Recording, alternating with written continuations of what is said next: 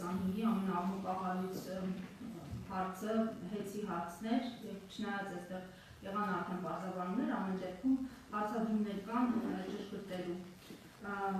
մասով, ուրեմն այսպես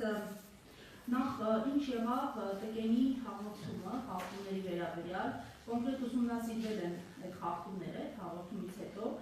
եւ եթե այո, եթե հետազոտել ուսումնասիրվել են, ապա ինչ արդյունքներ ունեք այսօր կոնկրետ Տեկենի հաղորդումների վերաբերյալ։ Հաջորդը թե դուք խլել բառը գնահատական եք համարում եւ մեղադրանքներ հասցեին ուղղված, ամեն դեպքում 2024 թվականի նոյեմբերի ձեր ընտրությունն էր կատարվում եւ կասկածներ կային ոչ միայն ընդդիմադիր շրջանակներում, որ հանրահայտարարություններ կարգավորող հանձնաժողովի նախագահը փոխվել է միայն այն պատճառով, որ հետագայում հնարավոր լինի հեծը խլել, դուք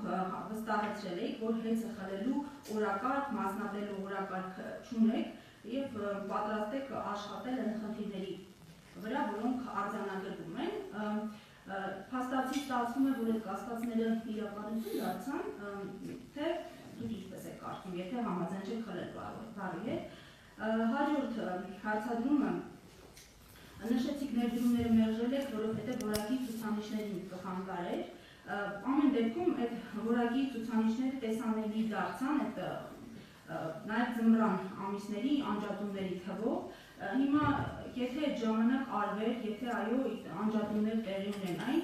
հետո ավելի լավ որակով օրինակ ձմեռ անցկացնեինք մենք քաղաքացիներս, արդարացված չէր լինի այդ ներդրումների հաստատումը։ Մյուս հարցադրումս դուք խոսեցիք այստեղ փոքր մոդուլային ռեակտորների մասին, նշեցիք բոլոր դրական կողմերը, ամեն դեպքում խնդրի մասին չեն խոսում միայն այսպես քաղաքական գործիչները, նաև մասնագիտական դիտարկումներ են եղել, իմ մասնավորի ես շեշտեմ բացասական կողմերի մասին, որ փոքր մոդուլային ռեակտորներն օգտագործում են մինչև 20% հարստացված ուրան, այնինչ օրինակ BR տիպի ռեակտորները Ռուսաստանի, այսպես կոչված, որից խուսափում են այս իշխանությունները, օգտագործում են ընդամենը 3 կամ 5% հարստացված ուրան, ու թափումների հետ կապված խնդիրներ են հնարավոր եւ այլն, եւ նաեւ նշել են մասնագետները, որ տարիներ են պետք, որպեսզի մոդուլային ատոմակայանների տեխնոլոգիան հասունանա եւ ապացուցի իր հուսալիությունը։ Հիմա մենք դառնում ենք փորձաճագար, անպայման պետք է մեծ դրա այդ փորձը կատարեն, ու ոնց է այս 20%-ի հետ կապված այդ ուրանի հետական այդ խնդիրները դրանից բխող, եւ ինչու օրինակ Թուրքիան եթե արդեն 5-րդ հարցն է Թուրքիան եթե հարցից է բխում, Թուրքիան եթե դիմում է Ռուսաստանին ու կառուցում է ատոմակայան, չի հասկանում, որ ամերիկյան ավելի լավ է ու իր դաշնակցից իր այդ հովանավորներից չի օգտվում։ Շնորհակալություն։ Շատ լավ։ Ինչ վերաբերվում է Թուրքիայի եւ Ռուսաստանի հարաբերություններին այդ հարցով, դա քաղաքական բաղադրիչներ ունի, ես դրան չեմ կարող անդրադառնալ, բայց եթե խոսքը գնում է զուտ մասնագիտական տիրույթում, Թուրքիան, մենք այդպիսի ինֆորմացիա չունենք, կարծում եմ դուք էլ չունեք, որ դիմել է Ռուսաստանին մոդուլային ատոմակայաններ կառուցելու համար։ Դրանք տարբեր բաներ են, մի խառնեք իրար, հարգելի գոլեգաներ։ Ատոմակայան են կառուցում, չեմ ասել մոդուլային են կառուցում։ Ես էլ դա եմ ասում, որ չի կարելի մոդուլային ատոմակայանի կառուցումը նույնացնել հզոր 1000 կամ 1200 մեգավատանոց ատոմակայանի կառուցման հետ։ Ես էլ ասում եմ, որ մենք չունենք այդպիսի փաստ, որ Թուրքիան դիմել է Ռուսաստանին, Ռուսաստանի Դաշնությանը մոդուլային ատոմակայան կառուցելու հետ կապված։ Հետևաբար բանավեճի ենք վերածում արդեն։ Ես պատասխանում եմ ձեր հարցին։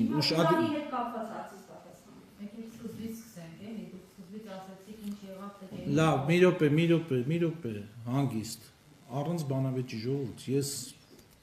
պատրաստ եմ բոլոր հարցերին պատասխանել, բայց այդ հարցերը պետքա հարցու պատասխանի ձևաչափով գնա, ոչ թե հարցաքննության կամ բանավեճի։ Երկրորդ հարցը ուրանի հետ կապված հարցը։ 20% թե 5% հարստացված ուրանով են օգտագործում այդ միջուկային վառելիքը տվյալ կայաններում, այդ հարցի նկատմամբ ցավոք սրտի ես այս պահին չունեմ համապատասխան խորությամբ տեղեկատվություն, որպեսզի ձեզ պատասխանեմ, բայց միջուկային թափոնների մասին երբ որ խոսվում է, այստեղ դեռ վաղ է միջուկային թափոնների մասին խոսելուց։ խոսելը։ Տեսեք, գործող ատոմակայանում մենք անկախությունից հետո տարիներ շարունակ կառուցել ենք սառը պահեստարան եւ օգտագործված միջուկային վառելիքը մենք տեղափոխում ենք այդ սառը պահեստարանը եւ պահում ենք այնտեղ։ Հաճախ էլի քննադատների խոսքում լսվում է հետեւյալ տեսակետը, որ մենք մեր երկիրը կեղտոտում ենք, թունավորում ենք եւ այլն, սխալ մոտեցում, որովհետեւ այդ միջուկային վառելիքը, օգտագործված միջուկային վառելիքը, իրազեկում եմ, ապագայի վառելիք է նոր տիպի միջուկային կայանների համար։ Աշխարհում այսօր բազմաթիվ նախագծեր կան, որոնք որ շուտով կյանքի կկոչվեն, որտեղ որ օգտագործվելու է բացառապես օգտագործված միջուկային վառելիք, որը նորից վերամշակվելուց հետո դառնալու է այդ կայանների վառելիքը։ Այսինքն ասելիքս ինչ է, որ այն վառելիքը օգտագործված, որ մենք ունենք մեր երկրում այսօր պահված, դա թափոն չէ, դա շատ թանկարժեք վառելիք է, որը որ եթե մենք էլ անգամ չկարողանանք օգտագործել չունենալով համապատասխան տիպի ատոմակայան ապագայում, ապա դա ենթակա է բավական բարձր գնով վաճառքի այն երկրներին, որոնք որ կունենան դրա կարիքը։